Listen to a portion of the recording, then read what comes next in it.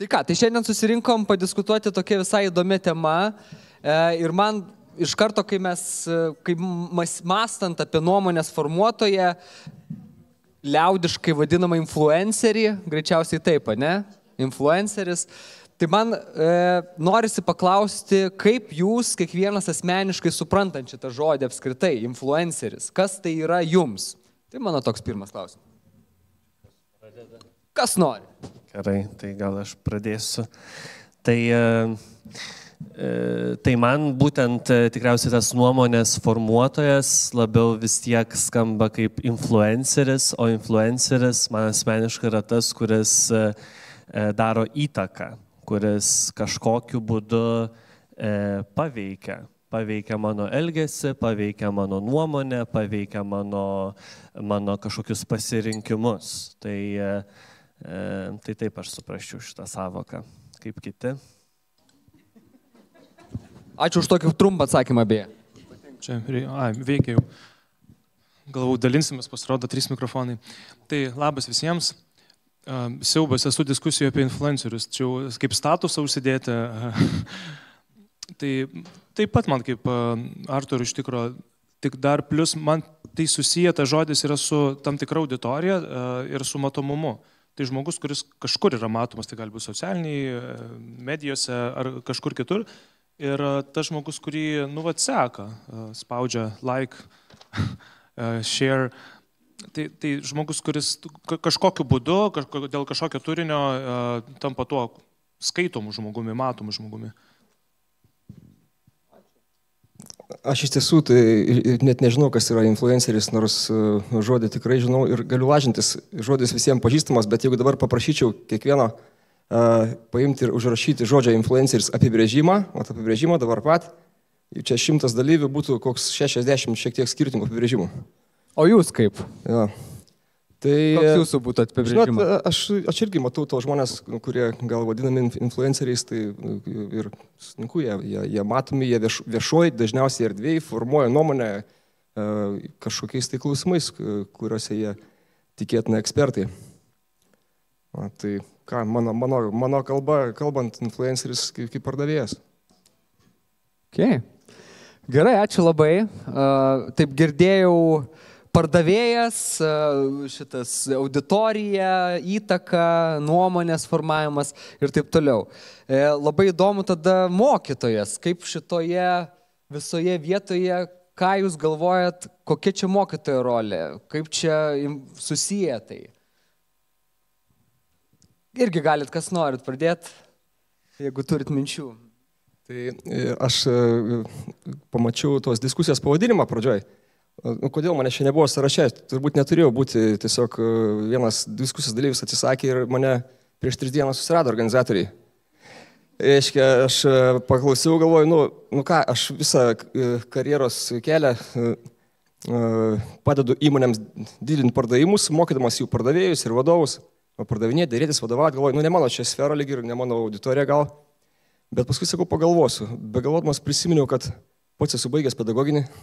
Reiškia, anglų kalbos mokytojas prieš jūs sėdi, potencialiai, kažkada gal jau, kai pabos dabartinė veikla, sakau, gal diplomą dulkes nupūsiu, nes nesu dirbęs. Tai kai pažiūrėjau diskusijos pavadinimą, pirma mintis, kuris šovė, kad bet koks mokytojas ar dėstytojas, kuris stengiasi tiesiog žinias pateikti, mano, kad jo tikslas yra perteikti žinias, jis savotiškai negerbė, reiškia, tų mokinių auditorijos. Nes žinios yra internete, yra bibliotekose, žinių apstu, aplink. Reiškia, tu konkuruoji su tais kitais informacijos šaltiniais, kurie yra lengvai prieinami, o čia tu turi kem 5 minutės, nežinau, ar 1,5 valandos, o tuos mokinius ar studentus, kažką labai vertingo turi padaryti. Tai laikau, kad geras mokytas turėtų kelti tikslą ne perteikti žinias, o sudominti. Žiūrėkit, kem 5 minutės nepakanka, kad išdėstyti chemiją, istoriją, bet kokią kitą discipliną. Bet kem 5 minučių yra per akis, kad sudominti, parduoti šitą temą. Galėsim vėliau, jeigu ten ką aš turiu omeny, bet sudominti kem 5 minutės yra per akis. Išdėstyti nepakanka. Blogi mokytojai dėsto, geri mokytojai reiškia pardavinėje arba bando sudominti. Vaikučiai grįžę patys nori paskaityti. Kai mokinių klausiu, iš kur jūs gaunate žinias, informaciją apie tai, kas vyksta šiaip Lietuvoje, pasaulyje, Tai taip,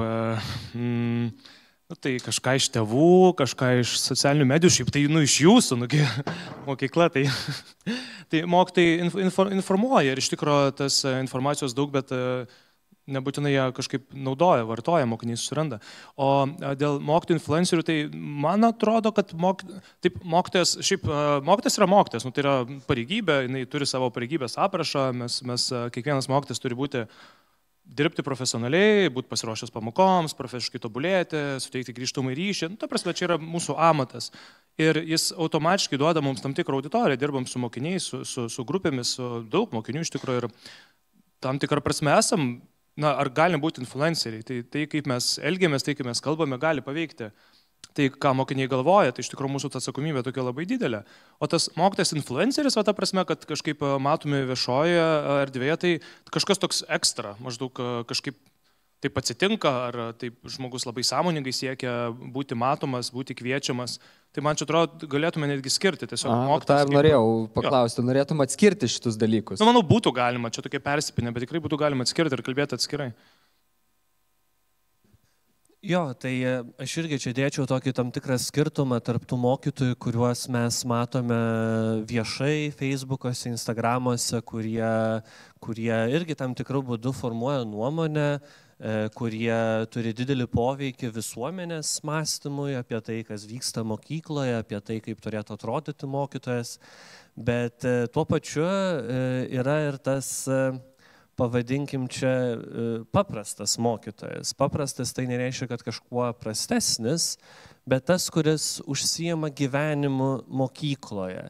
Ir jeigu lyginti tą mokytoją, kuris kūrė gyvenimą mokykloje su tokiu influenceriu bendrai, ką bereikštų šitas žodis, tai man atrodo, kad mokytojas, bet koks, kitaip pasakysiu, bet koks influenceris tikriausiai kažkaip slaptai pavydi mokytojui. Kodėl? Nes mokytojas automatiškai turi labai svarbę visuomenės auditoriją. Mokytojui nereikia stengtis surinkti auditoriją. Taip? Kiekvienas influenceris, jo užduotis yra kažką sugalvoti, kažką pasakyti, kažkaip atrodyti, kad žmonės norėtų ateiti, pažiūrėti jo turinį, pažiūrėti, išklausyti jo nuomonę, kažką nupirkti, ką jis parduoda ir panašiai. Pas mokytojus auditorija ateina. Jie yra. Ir pakankamai svarbi auditorija, nes auditorija, kuri, kartais mes sakome, bus mūsų ateitis, bet iš tikrųjų yra mūsų ateitis ir dabartis. Tai šitoj vietoj, sakyčiau, mokytojas turi tą privalumą, kad šalia jo yra labai svarbi auditorijos visuomenės dalis, tai yra vaikai, jaunimas, mokiniai. Dabar sekantis žingsnis, kuris yra labai svarbus ir ko tikriausiai tada jau čia yra toks dalykas, kur mokytojai turėtų pažiūrėti šiek tiek į influencerius ir pagalvoti, kokiu principu jie organizuoja savo darbą, nes influenceris, kai surenka savo auditoriją, jam labai yra svarbu pažinti tą auditoriją. Jam yra labai svarbu suprasti, kokie yra tos auditorijos poreikiai, apie ką galvoja jo tikslinė auditorija, tikslinė grupė. Ir mokytojo darbe tai yra kertinis momentas. Kai tu ateini auditoriją, kuri ten yra automatiškai surinkta, tavo pagrindinė užduotis, nesvarbu, kokį dalyką tu dėstai, nesvarbu, kiek pamokų tu turi su tais vaikais. Tavo pagrindinė užduotis yra suprasti, apie ką yra šios auditorijos gyvenimas, su kokiais iššūkiais jie susiduria, ko jie domisi, apie ką jie galvoja, kas užima jų darbo valandas, kas užima jų laisvalaikį. Visa tai yra svarbu tam, kad tu galėtum sukurti efektyvų ryšį, efektyvų santykį.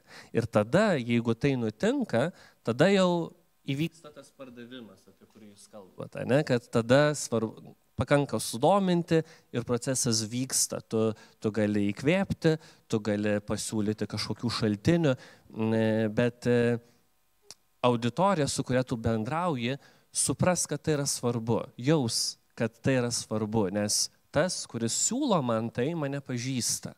Taip, aš jam nesu anonimiškas. Tai šitoje vietoje, man atrodo, mes kaip mokytojai turime ir tų privilegijų lyginant su tais didžiaisiais influenceriais, bet tuo pačiu ir turime ko pasimokyti iš jų. Aš puikiai sutinku su kolega, bet priminsiu dar vieną privilegiją, kurią turi mokytojai ir kurią dėja kai kurie piknaudžiauja. Mokytojai turi vieną įrankį, kuris galiausiai vis tiek paskatina vaikučius išmokti tą pamoką. Ar tu įdomus buvai, ar tu neįdomus buvai, gal tavęs nemėgsta vaikučiai, ateis teismo diena ir išmoks, tai yra egzaminai ir įskaitos. Joks influenceris, joks pardavėjas, net įmonėse neturi to įrankio, todėl jie privalo stengtis. Įsivaizduoja, aš tarkim mokau suaugusius žmonės, kurie sumoka pinigus, didelius pinigus sąlyginai už tai, kad dalyvauja mokymuose.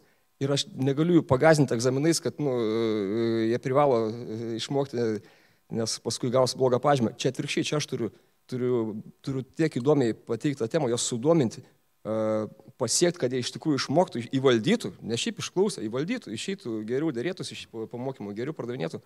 Tai va, nes aš savotiškai, kaip ir influenceriai, turbūt neturi to pirmo faktorius, auditorija ne patys susirenka, turi surinkti. Antras faktorius, taip, tu negali jos pagazinti egzaminais ir įskaitom, privalai būti įdomus.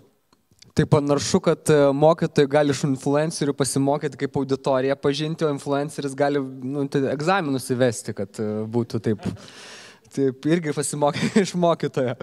Šiaip labai įdomi man ta tema ir šiaip man taip labai smalsu, jeigu taip į auditoriją šiek tiek pasižiūrint, ir va šita apskritai tema, man jinai tokia gana neįprasta, influenceris, mokytojas, ar jums taip palinksėkit kažkaip liuksą, gal pakelkit, jums šita aktuali tema, taip apskritai aktualu tai jums? Trim žmonėm aktualu. Trim. Nes vat aš galvoju, dar kartą taip, jeigu gali, tai kam neaktualu, tada tokį žemyn padarykit liuksą tiesiog, kad suprasti tą visą situaciją. Dabar pakelkit ranką tie, kas tingėjot pakelti ranką. Jo. Ir tada aš kažkaip norisi, taip, galbūt va čia, kadangi vis tiek žmonės jūs reprezentuoja, tai kaip tada jums atrodo, kuo čia šita tema apskritai yra vertinga ir aktuali? Kalbėti influencerį, mokytoją, aš bandau suprasti, nes tiesą sakant nesuprantu, dar bandau pagauti. Tai galėtume pradėti nuo to, kad švietimas šiaip rūpi visiems, ar ne? Tai vaikai auga, vaikai mokosi ir kokie ateina, į kokią mokyklą ateina ir kas su jais vyksta, tai rūpi, čia bendras gėris. Ir tai, kaip mes suprantame švietimo sistemą, ką apie ją žinome, priklauso nuo kažko.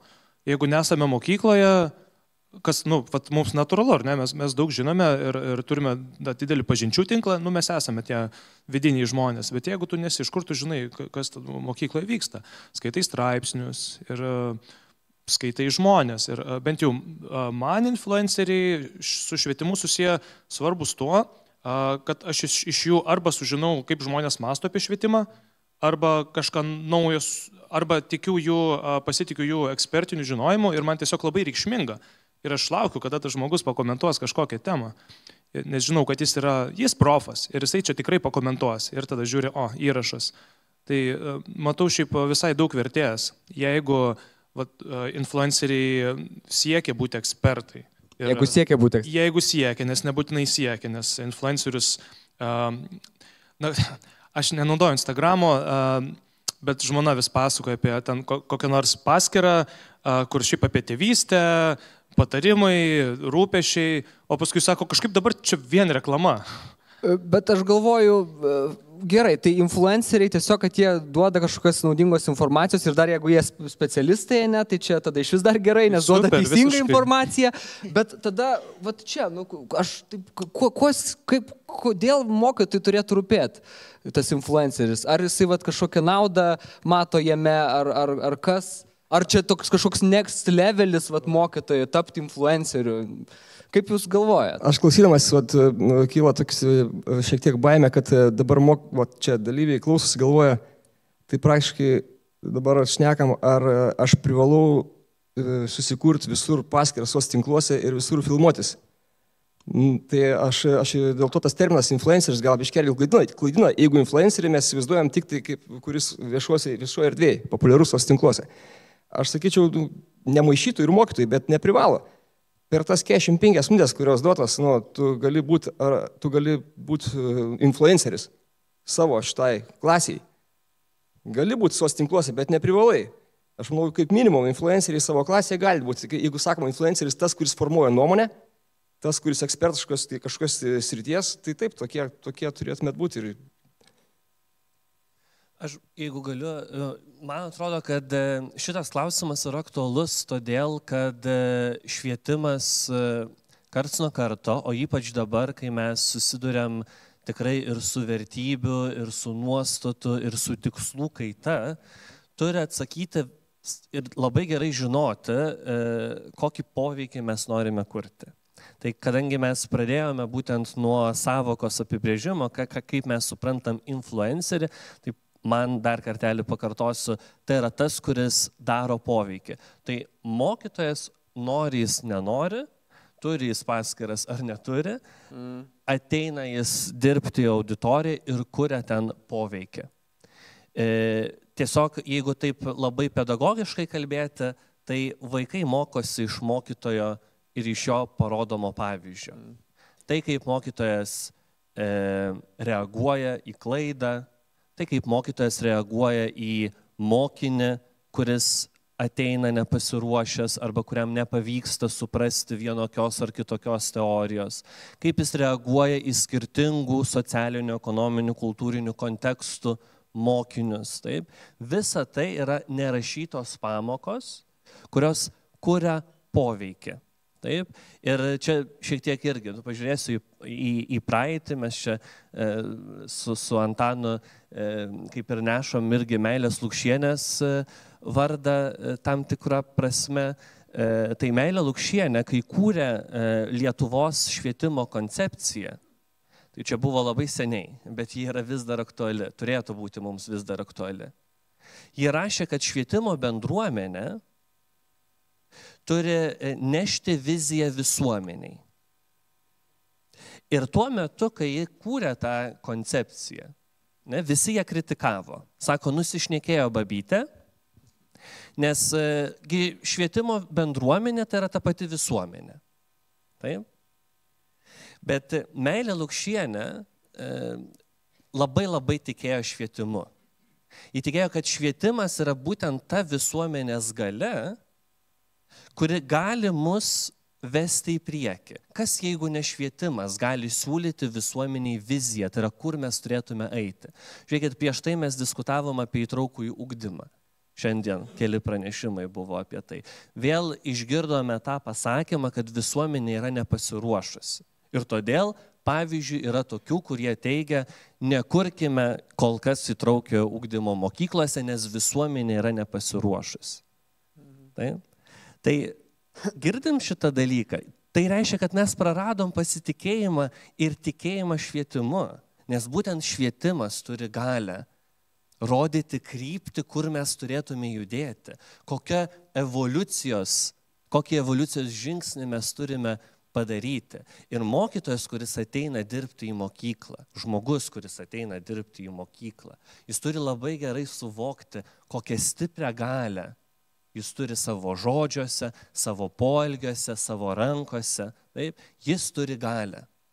Kartais man yra liūdna, kai pakeliauju po įvairias mokyklas ir pradedu kalbėti apie tą patį įtraukųjį ugdymą arba mokinių problemą, socialinę atskirtį. Dažnai mokytojai susėda ir sako, tai ką mes galim padaryti? Čia mes tai čia nieko negalim padaryti. Tai čia yra liūdnas dalykas. Aš suprantu, kad yra daug priežasčių, dėl ko mokytojas gali nuleisti rankas. Bet bendrai, jeigu mes kalbam apie švietimo viziją, mes turime labai gerai įsisąmoninti, kad mumise, kaip švietimo bendruomeniai, mokyklos bendruomeniai, mes turime labai didelę galią. Su galia reikia visada labai atsargiai elgtis, atsakingai elgtis, nes tu gali ją nukreipti tinkamą linkme arba netinkamą linkme. Mes galime rodyti galią per egzaminus, taip, ir tada iš tikrųjų mums yra nesvarbu, kas čia sėdi. Galiu klausimą tokį užduoti, vat susijusi su gale. Mokytojas vis tiek netuščias lapas, jis ateina su savo vertybėm, influenceris irgi ateina su tam tikrom savo vertybėmis, jisai matyt įtakoja, ten pirki tą, daryki tą ir taip toliau. Kaip vat jum atrodo, tau atrodo, jum, vat mokytojo vertybės, ar jisai turi žinias tik tai perdavinėti, ar jisai turi pasakoti apie savo vertybės ir vat, influencinti taip, tokiu būdu jaunuolius? Tai vertybės ir pasireiškia ne per šnekėjimą, o per veikimą. Ir šiaip yra toks dokumentas kaip mokytojų etikos kodeksas.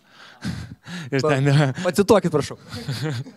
Labai norėčiau, kad visi mokytojai Lietuvoje jį perskaitytų. Reikia užinfluencinti šitą. Nes šiaip jeigu dirbi su vaikais, tai turi būti pagarbus. Perskaityti neužtenka, kad egzaminą iš jo išlaikytų. Jo, galim irgi. Turi būti pagarbus visiems, priimantis visus, turi vadovauti žmogaus teisės principais, lygiavertiškumo principais. Čia kiekviena mokytoja turėtų būti savaime suprantama.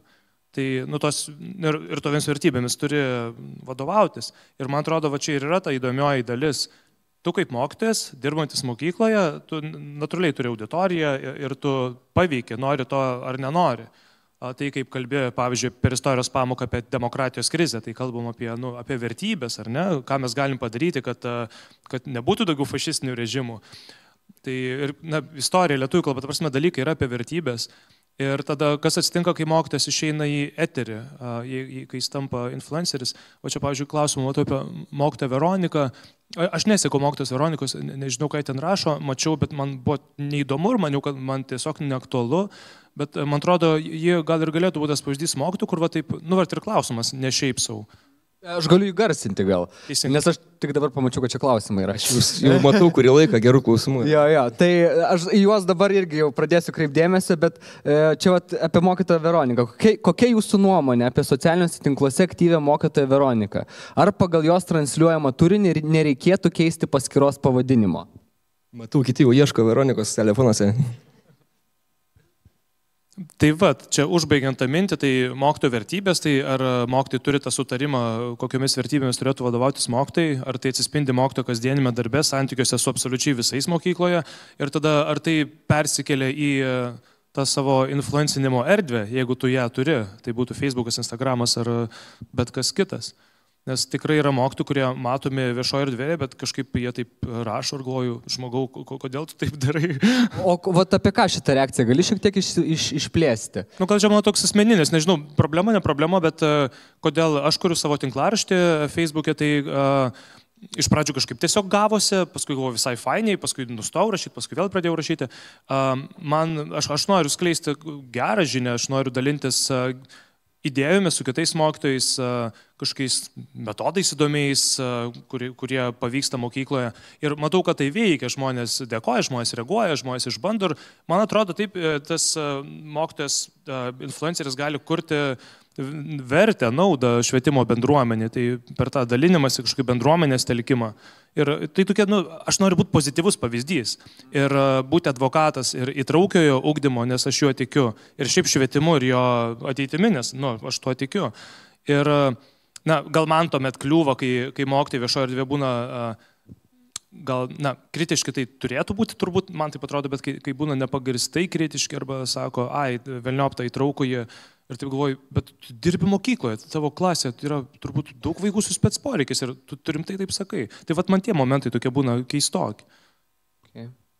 Tai jo, aš noriu irgi apie tą mokytojo identitetą, man atrodo, čia yra apie tai klausimas, kaip žmogus, kuris nori tapti mokytoju, įsivaizduoja savo vaidmenį toje mokykloje, su kokiu tikslu jis ten nueina. Ir vėl čia reikia, kaip ir vėl mes atsimušam į žodį vizija. Kokią viziją aš vadovaujuosi norėdamas dirbti mokykloje, kokį pokytį aš noriu sukurti mokykloje. Ir tikrai šiuolaikinėje mokykloje mes turėtume pripažinti, kad mokytojo vizija neturėtų apsiriboti vien tik tai žinios skleidimu. Taip, žinią paskleisti gali, iš esmės bet kas. Žinias skleidžia žiniasklaida, žinias skleidžia tėvai, žinias skleidžia pardavėjai, žinias skleidžia ChatGPT ir visi kiti.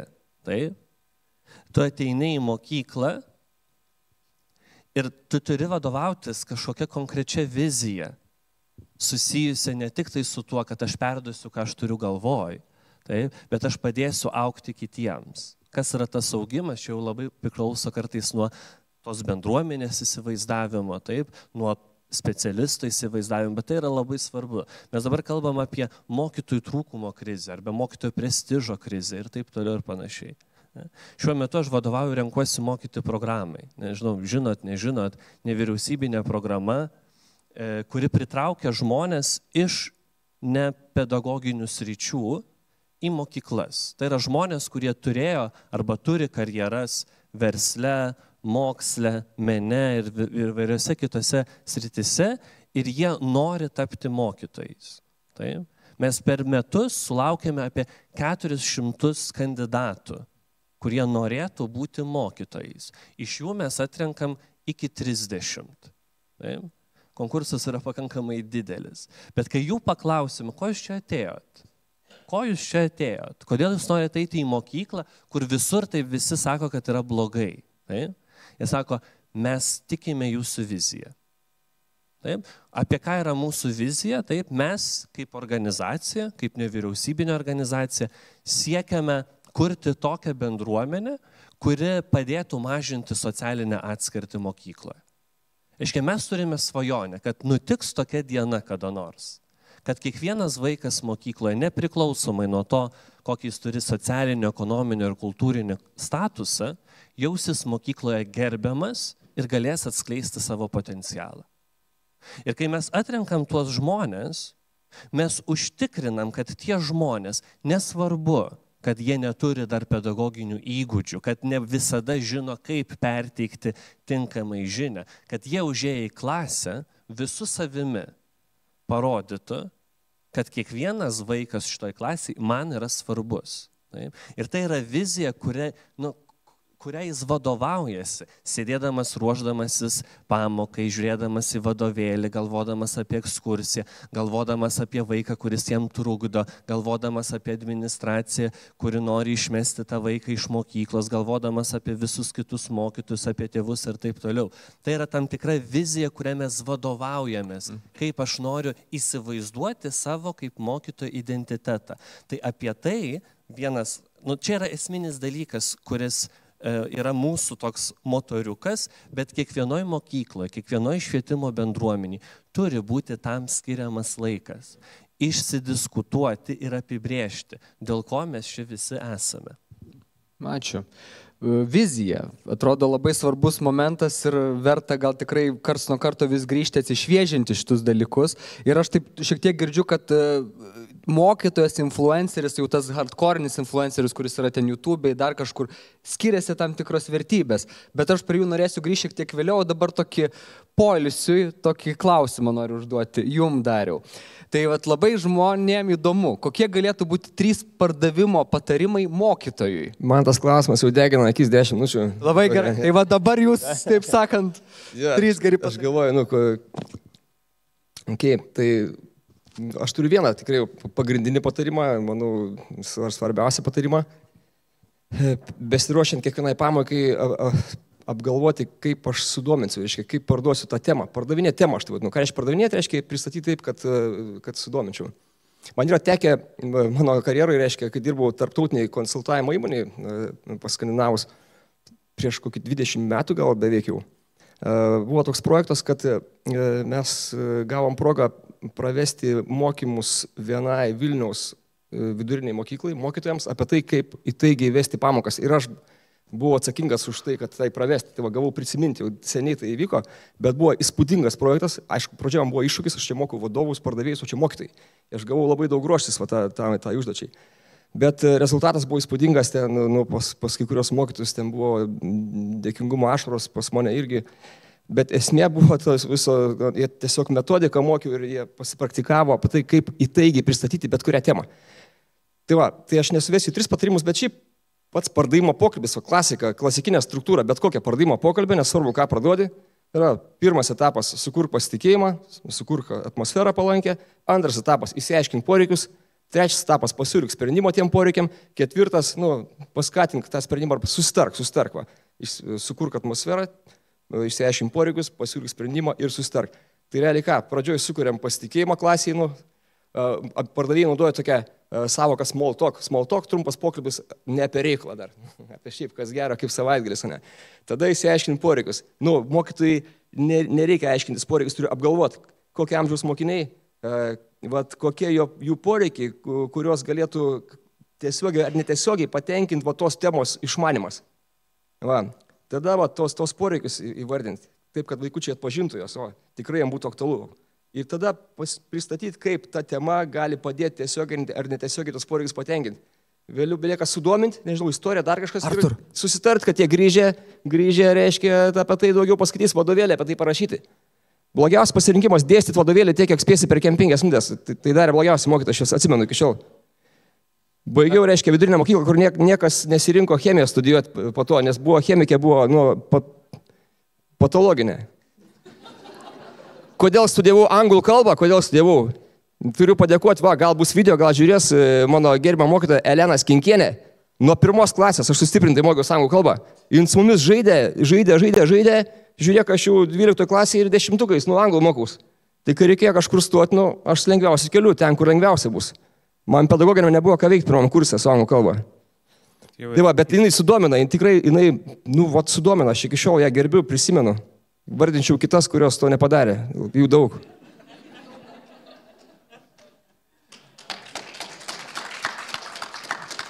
Šiaip labai įdomu, tie patarimai, tie žingsniai, sukurk pasitikėjimą, išsiaiškink poreikius, tada motyvuok, nevesti link to tikslo. Gal jūs kažkaip naudojat jau šitus dalykus ir kaip naudojat? Tai čia pedagogikos pagrindai. Aš tą patį. Čia iš serijos, kur visi žino, bet mažai kas naudoja. Tai čia ir įdomu, ne? Tai taip, kai ruošiesi pamokoms, tu numatai, nuo ko pradėjęs. O gerai, aš gal sukonkretinsiu, šiek tiek susiaurinsiu tiksliau. Tas pirmas žingsnis ryšio, nes čia buvo apie gebėjimą irgi apie ryšio kūrimą. Tas pirmas žingsnis, užmegzti ryšį. Ką jūs naudojat, kas pasiteisina? Tai aš galiu tokį kaip ir pavyzdį labai konkretų pasakyti. Kažkada dirbdamas vyresnėse klasėse susidūriau su problema, kad ateini į klasę ir keli vaikinukai nuolat sėdi telefone. Ir tu supranti, kad jie ten geimina per pamoką, jiems žinoma, kad tie žaidimai yra labiau įdomus negu kad mano etika arba dar ten kažkokie socialiniai įgūdžiai. Ir jie ten geimina, ir tu bandai kažkokiu būdu, visgi, nežinau, juos prikalbinti, įsitraukti į tą pamoką, kurią tu siūlai, į tą temą, kurią tu siūlai. Ir toks natūralus dalykas, kuris man ateina, yra prieiti prie vaiko ir paklausti, ką veiki. Ir žinoma, tada tas vaikas ką padaro? Paima, paslėpia tą telefoną ir sako, nieko neveikiu. Reiškia, jis jaučia grėsmę. Taip, ateina buldogas, klausia, ką veiki, atiduok. Taip, bet aš ateinu su draugišku klausimu, aš dar kartelį klausiu, man yra įdomu, ką tu ten žaidi? Nieko nežaidžiu. Ir taip maždaug pasikartoja vieną pamoką, kitą pamoką, bet tada aš dar prieš prasidedant pamokai sugalvojau prieiti prie to vaikino ir klausiu, gali papasakoti, kokius žaidimus ten žaidi? Man yra, nes aš pats nežaidžiu, bet man yra įdomu, kas tau yra įdomu, kas tave ten įtraukia, kad tu taip labai įdomiai įsitrauki tai. Ir jis tada į mane taip žiūri, jau matau, kad to telefono neslepia, nes kaip ir supranta, kad aš nepulsiu. Ir jis man pradeda pasakoti, kad ten kažką reikia aplenkti, kažką sušaudyti, kažką pavadinimus sako.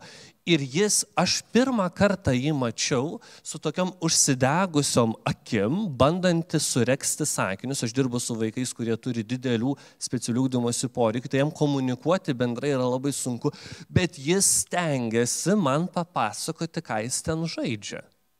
Taip. Ir nutinka stebuklas, kad kai vyksta pamoka, taip, jis kažkodėl nežaidžia tą dieną. Taip. Jis žiūri į mane, kai aš prie jo prieinu, jis nenori nieko slėpti. Tai reiškia, įvyko tas sudominimas, įvyko tas saugios aplinkos, su kurims iš esmės suprato, kad man gali būti įdomu tai, kas jam yra įdomu. Čia yra, kartais mes einam į tokią pedagoginę kovą. Kas yra įdomesnis? Aš su savo dalyku ar mokinys su savo gyvenimu? Taip? Tai čia nereikalinga yra kova. Abu dalykai mes turime pristatyti, kad mes čia galime pasidalinti. Ir po to dar tikrai papasakosiu, taip gavosi, kad dar kita pamoka buvo apie profesijas. Taip, ir apie profesijas. Tu gali kalbėti klasikiniu būdu. Tapsi policininku, gydytoju, mokytoju, prezidentu, dar ko nors. Taip? Bet pagalvoju, blemba, atsiprašau žodį, reikia, įdėsiu žaidimų kūrėjas. Yra tokia profesija? Yra tokia profesija. Žaidimų kūrėjas, žaidimų pardavėjas. Taip? Ir tas vaikas pamato skaidrėje, kad kai kalbam apie tokią nuobodžią ir niekam nereikalingą temą kaip profesijos, yra žaidimų kūrėjas. Kas nori būti žaidimų kūrėjas? Aš noriu būti žaidimų kūrėjas. Ko reikia žaidimų kūrėjui? Tada kalbame apie žmogaus savybės, apie žmogaus kompetencijas ir taip toliau ir panašiai. Tai reiškia, irgi labai svarbu yra ne tai, kad parduoti. Man tai iš tikrųjų nelabai patinka tas verslo kalba mokykloje su visa pagarba. Bet mes neturime parduoti. Taip? Bet mes turime surasti bendrus sąlyčio taškus, nes tada galime augti. Tai vat, suprasti kontekstą, su kuriuo ateina tie vaikai ir įdėti šiek tiek pastangų. Kartais reikia daugiau, kartais tai yra labai paprasta. Įdėti pastangų priartinti savo žinutę prie to, kuo gyvena tie vaikai. Pardavimo formulė, prašau jums.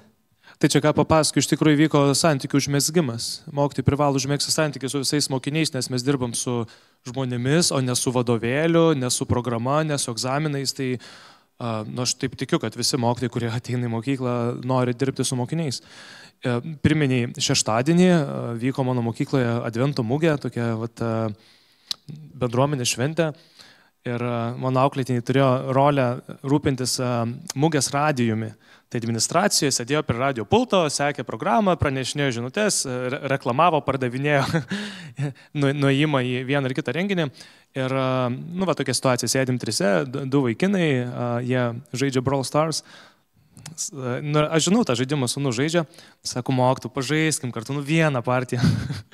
Tai pažaidėm, jam čia buvo kažkoks metų įvykis, kai mokytas nemoka žaisti, pralaimėjo, jie greitai nužudė mane, bet vakar etikos pamoka ir kažkaip prisiminėm, jie atskleidė paslaptį kitiems ir buvo visai šaunu. Ir, tai santykis, ryšys mezgasi geriausiai tai per neformalią veiklą, reikia su jais kalbėtis, o geriausia tai iš vis, jeigu išvažiuoji savaitį kur nors su mokiniais ir gali, kur tu nebesi tas mokytojas, kur stovi prieš klasę ir veda pamoką, bet kur einam kartu į kalnus ir galim kalbėti apie gyvenimo iššūkius, rūpešius.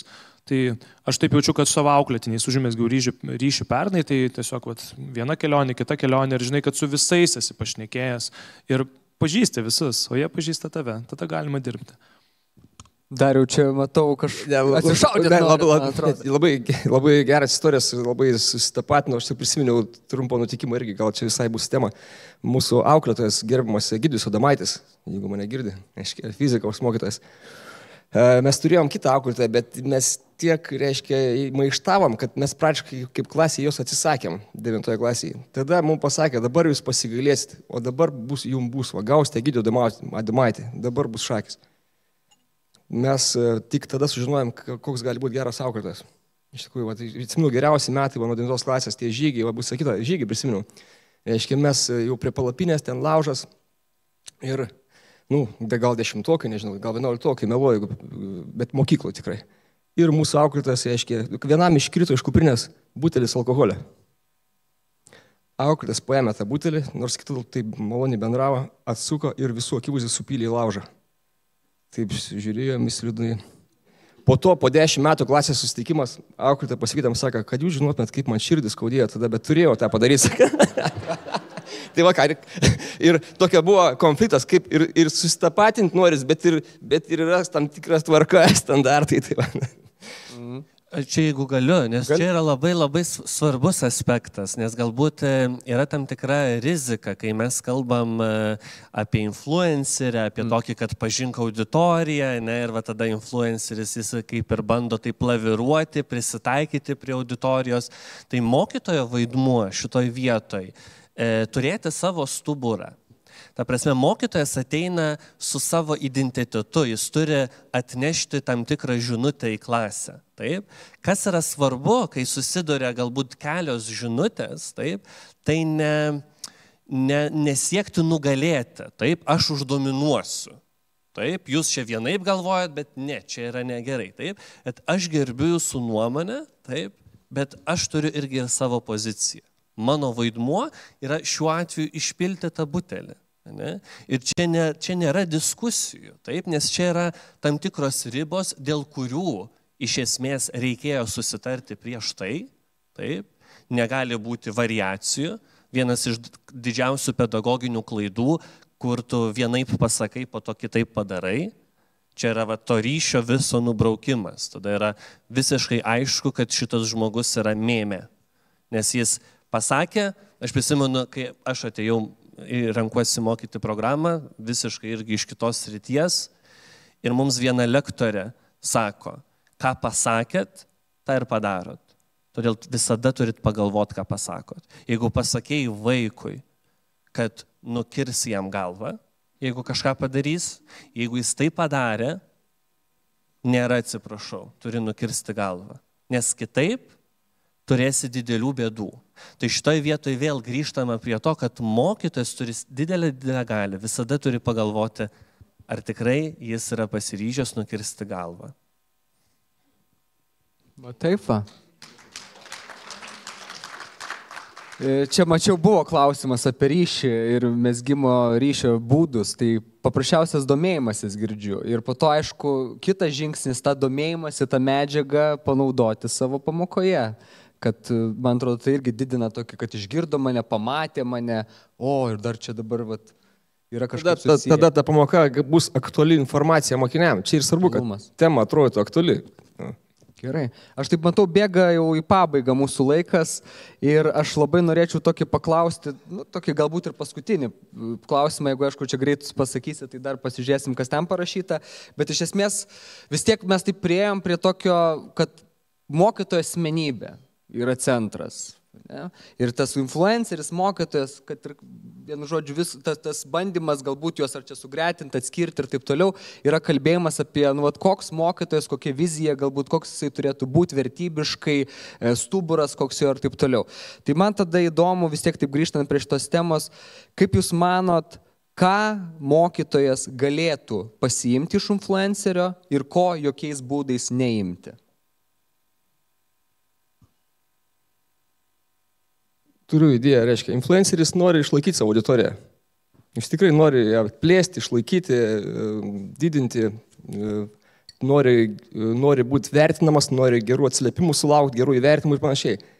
Aš galvoju, kad jeigu mokytojas savo klasę vaikus traktuotų kaip klientus taip, kurie gauna paslaugą mokymo, bet tėvai klientai, vaikai klientai, savotiškai taip yra, gal automatiškai mokytojas daug kur kitaip elgtųsi. Ir iš viso čia gal rizikuoju šiek tiek gal ir įspūdį sugadinti, jeigu čia yra mokytojų tarp jūsų, bet ką padarysi. Čia kalbėjom su maestro prieš šitą sesiją, sako, tai kaip tapti mokytojų, to įdomiu. Čia daug šnekam, koks turi būti, tai viskas logiška, bet kaip tokiu tapti? O paimk ir tapk, ne? Patarimų lyg tai nėra. O aš sakau, įmonėje, kažkur verslo įmonėje, nebūtų klausimų, kaip tą išspręsti. Aiškiai, taip ir daro. Jeigu pagrindinis objektas yra klientai, daro klientų apklausą, klientai vertina, ir žinai, kas patiko, kas nepatiko. Jeigu mokytojas žinotų, kad periodiškai vaikučiai vertins jį, aišku, kažkas tą anketą turi protingai padaryti, tikrai pagrįsta mokslu, yra reiškia, metodai. Jeigu žinotų, kad irgi būtų vertinamas, jis kažkaip kitaip stengtųsi. Aš suprantu, čia nepatiks, kad tai pataikaut pradės. Ne tiek. Žinai, pardavėjas, gali sakyti irgi, pardavėjas ar influenceris turi panašią lygį situaciją, tik jis nori išlaikyti klientus. Tai va, Nežinau, ar čia nesuvėliau, jeigu mokytas norėtų... Pasižiūrėti į vaiką kaip į klientą, kur... Taip, jis turi gauti mokymų paslaugą, jeigu aš kaip vaikas būsiu nepatenkintas tuo mokytoju, ta tema, tuo dalyku, aš to ir nesidomėsiu, galiausiai vis tiek rezultatas bus nepasiektas dėl egzamino, dėl įskaitos per sukasus dantis, kiek tokių pamokų yra buvę. Lotynų kalba, kai mokymus man sakė, tu matokius kareiviškus batus, viskas tau. Ačiū. Manau, kas yra grėsmė, būnant mokytojų ar influencerių, ar mokytojų influencerių, tai kur yra fokusas? Ar fokusas yra vaikai, dėmesys jiems, pagalba jiems ir jų sėkmė? O aš tikiu, kas turėtų būti pagrindinė priežastis, kodėl ateini į mokyklą dirbti iš vis. Ar vis tik fokusas yra aš pats fainas, mane laikina, tėvams patinku, toksai... Aš mokykloje, aš fainas ir džiaukitės manimi. Kai mokiausi, kai būti mokytoju, kažkuris iš dėstytojų kalbėjo apie šlovės minutės. Sakau, tu važiuokit, jūs gaunate 5 šlovės minutės ir tokią auditoriją. Galvoju, kaip būtų gerai, kad kalbėtumėm atvirkščiai, kad mokiniai gauna 5 minutės ir tokią auditoriją, tai pasirodyti savo žinias, gebėjimus. Tai kažkaip būti sąmoningu ir reflektyviu ties tuo, ko aš čia noriu. Ar aš noriu būti fainas, ar aš noriu, kad mano mokiniai taptų išmintingi, išsilavinę, protingi, gebantis daug dalykų atlikti ir egzaminus išlaikyti ir šiaip visai kitaip šaunus būti. Ačiū. Štai labai tikriausiai čia nelabai ką ir naujo pasakysiu, labai pritariu Antanui, tai yra į kur aš dėsiu tą tokį savo fokusą, savo veiklos fokusą, į tą, dėl kurio aš ateinu į mokyklą ar į save. Ir skirtumas tarp mokytojo ir influencerio, aš galbūt matyčiau tokį, kad influenceris jis kuria dirbtinį ryšį. Jis turi ryšį su savo auditorija, bet iš esmės tos auditorijos nepažįsta. Mokytojas, jis taip negali. Jis negali vaidinti, kad turi ryšį, kad nori parduoti tą ryšį. Taip? Jis turi autentišką santykį sukurti su ta grupė, su kuriam reikia dirbti. Patinka jam ten visi, nepatinka, neįmanoma, kad visi patiktų. Taip? Bet turėtų būti autentiškas ryšys, tai yra tikras gyvenimas. Influenceriai parodo tokį gyvenimą iš viršelio. Mokytojas kūrė tikrą gyvenimą. Ko galima pasimokyti iš influencerių, tai tikriausiai pasitikėjimas savimi. Man atrodo, mes per mažai pasitikim savim. Ką padaro, iš kur atsiranda influenceriai? Iš ten, kad jiems kažkur atsiranda mintis, kad mano idėja, mano mintis, mano produktas bus kažkam įdomus. Tai aš linkėčiau visiems mums, mūsų bendruomenėms, su kuo jūs dirbat, ką jūs atstovaujat, šiek tiek pasidėti ir pagalvoti, kokią idėją aš galiu pasiūlyti auditorijai, su kuria aš dirbu ir patikėti, labiau tiesiog pasitikėti savimi, kad tas gali paeiti, bet tame reikia būti nuoširdžiam, autentiškam. Ir tada ir tas identitetas bus išsaugotas, ir ryšys sukurtas, ir gyvenimas kažkaip judės. Ačiū.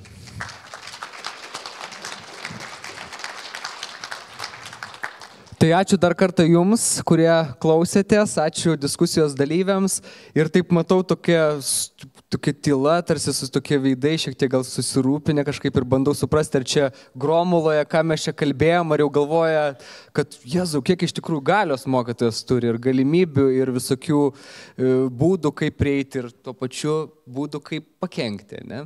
Tai ačiū dar kartą ir pasiplokim savo.